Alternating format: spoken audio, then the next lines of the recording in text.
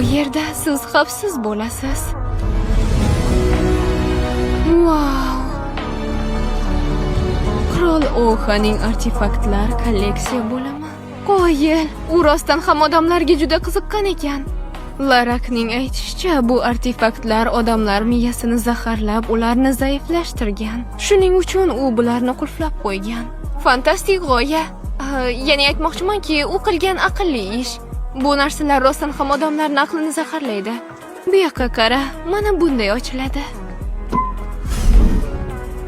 Oho, bundan chiqdi, Omnipod shu konteynerlarning biridami? Ha, katta ehtimol bilan Zin uni shu yerda saqlaydi. Omni Signallar yo'q. tushunarli. Unda mana bundan boshlaymiz. Ko'p to'plash, otish, domalash, jango'rlik qilish, qochish, tepish.